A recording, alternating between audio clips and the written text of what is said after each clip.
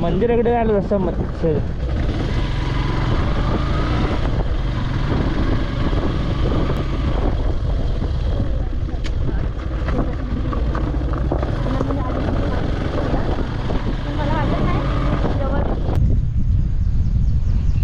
आम्ही त्या साईडनी चालू आहे. त्या साईडने असं फिरून तसा रस्ता तो मंदिरासाठी याला डोंगराच्या पाठून आणि असं फिरून ह्या इथे रस्ता येतो. तिकडचा पण मी तुम्हाला दाखवीन, त्या धरणाच्या तिकडचा पण.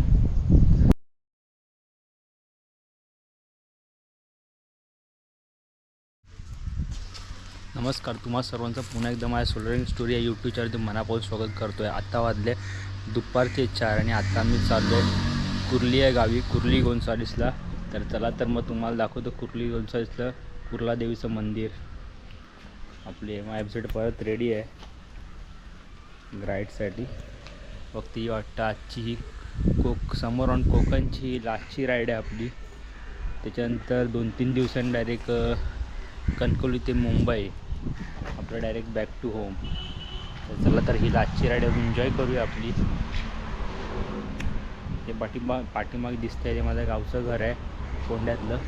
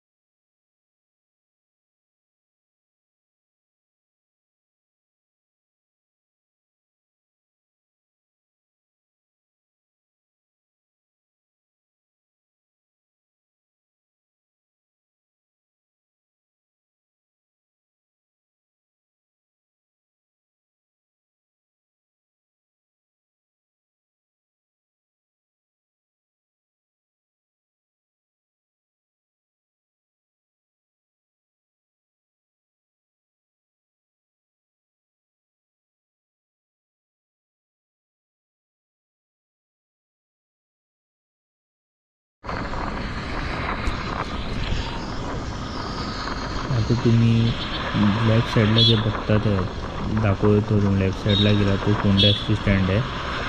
लेफ्ट साईडला आहे ते. तर फोंडा एस टी स्टँडच्या इथून मी सरळ चाललेलो आहे. आपण स्टोरी केलं तर हा रस्ता कोल्हापूरला जातो. कोल्हापूरला राधानगरीच्या दिशेने हा रस्ता जातो डायरेक्ट स्ट्रेट गेला तर. आता आपण तुम्हाला इथून लेफ्ट मारणार आहे आणि आपल्या हा ब्लॉगमध्ये तुम्हाला संपूर्ण आपल्या कोकणातले मंदिर दाखवायचे मी पूर्ण प्रयत्न करतो आहे, जेणेकरून आपल्या लोकांना पण समजलं पाहिजे की आपल्या कोकणात किती छान छान ठिकाणं आहेत ती. असं अजून खूप काय कवर करणार आहे कोकणातली खूप सारी मंदिरं. जसं जसं मला वेळ भेटेल तसं तसं मी कोकणातले सर्व मंदिरे कवर करणार आहेत. आणि हा आपला कोकण समोर ऑन कोकण ही सिरीज आहे, त्याचा हा 5वा एपिसोड आहे आपला हा.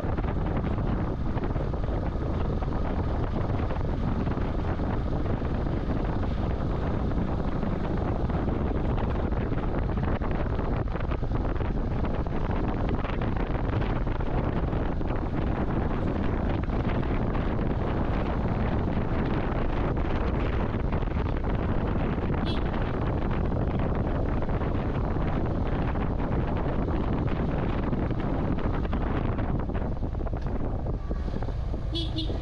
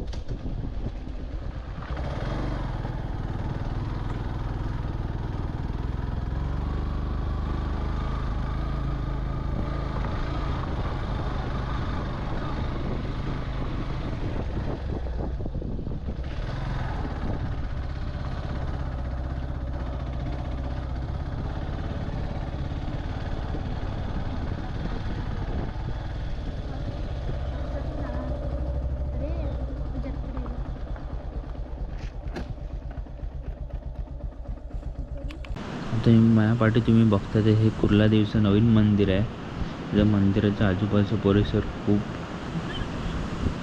स्वच्छ आणि सुंदर आहे. असं आजूबाजूचा परिसर. मंदिरासमोरच दोन दीपस्तंभ आहेत आणि अगदी समोरच डोंगर आहे. सुंदर असं हिरवगार डोंगर आहे. सह्याद्री पर्वत रांगा समोर आणि त्या साईडच्या पलीकडे कोल्हापूर येतं राधानगरी. संपूर्ण असा हिरवगार डोंगर मंदिराच्या अगदी समोरच आहे. आता आपण मंदिराच्या आत जाऊया आणि देवीचं दर्शन घेऊया.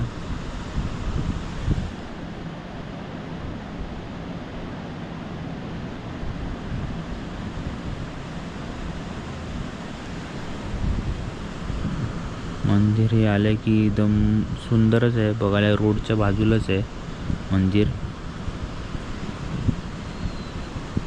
हे जे मंदिर आहे आपण ते श्री कुर्ला देवी प्रसन्न, हे कुर्ला देवीचं हे नवीनच मंदिर आहे. रोडला अगदी लागून आहे ते. त्याचं जुनं मंदिर तर जायचा रस्ता तर आपल्याला माहिती नाही. ते विचारूया आपण कसं जायचं त्या मंदिरात. ते दर्शन घेऊया आधी आपण देवीचं.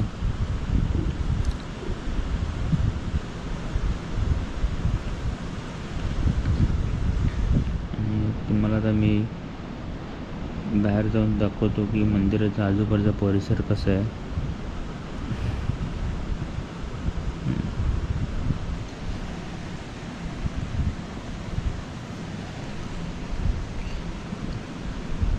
थोडी आज पावसाची चिन्ह दिसतात आहे मला की लवकर आपण दर्शन घेऊया. आणि दर्शन घेऊन झालेलं आहे आणि आजूबाजू तुम्ही बघू शकता की ढगं कशी झाली आहेत.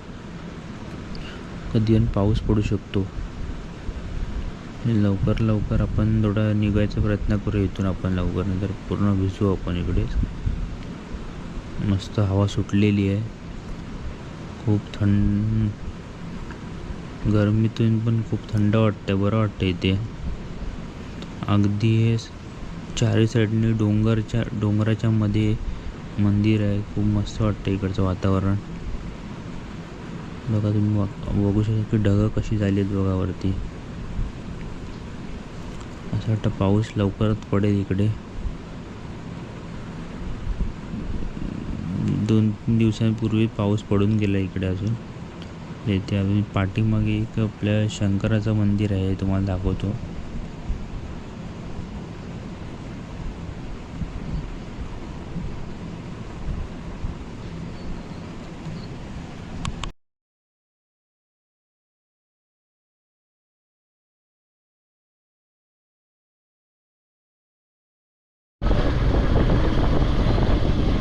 आम्ही जुन्या मंदिराकडे चाललो आहे.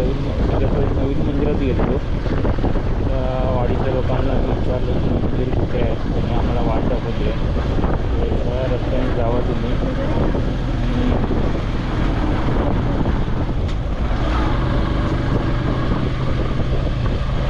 वाडी आहे.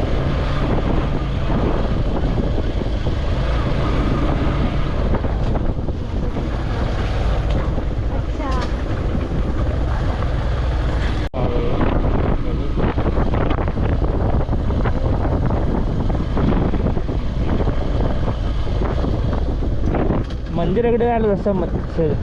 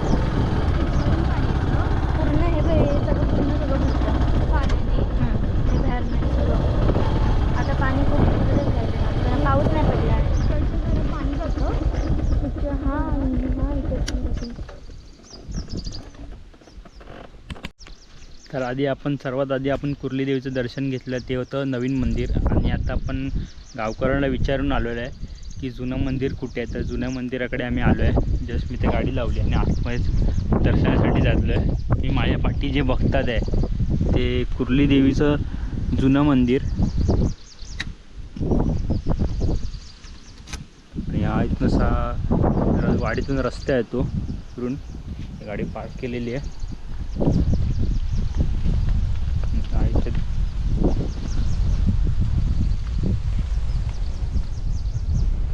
आणि तुम्ही इथे जेव्हा पाऊस असतो तेव्हा हे पूर्ण भरलेलं असतं पाण्याने. फक्त आता मे महिन्याच्या उन्हाळ्यातील पाणी जरा कमी पाणी हे झालेलं आहे, सुकून गेलेलं आहे पाणी. त्याला म्हणजे आपण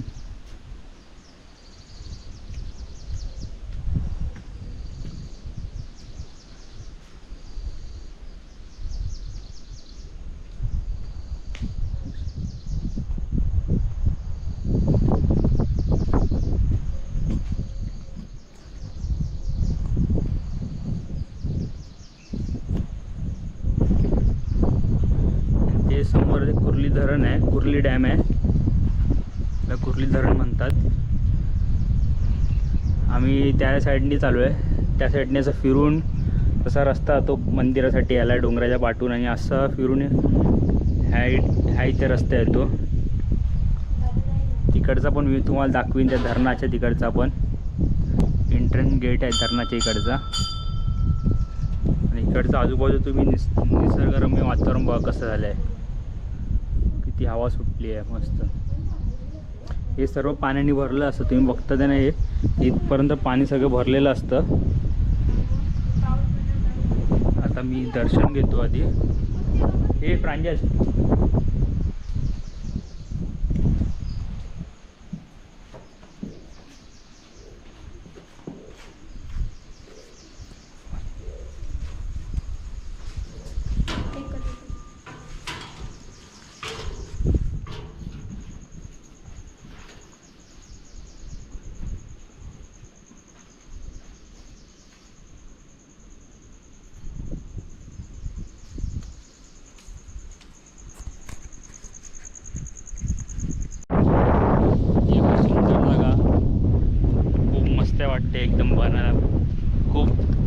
दिवसापासून मी ह्या मंदिरात यायचा प्रयत्न करत होतो, पण फायनली आज तो दिवस आला आणि आज मग खूप वर्षांपासून वाट बघत हे मंदिर बघायचं. आज मी बघितलं आहे मंदिर आणि पाठीमागचं दृश्य तुम्हाला बघतो.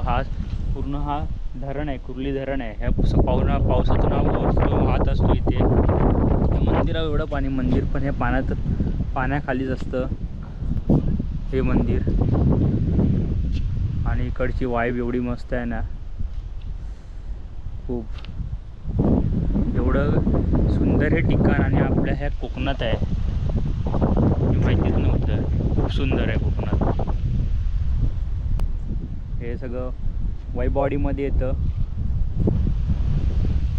तालुका वैभववाडी, जिल्हा सिंधुदुर्ग, कुर्ली 39.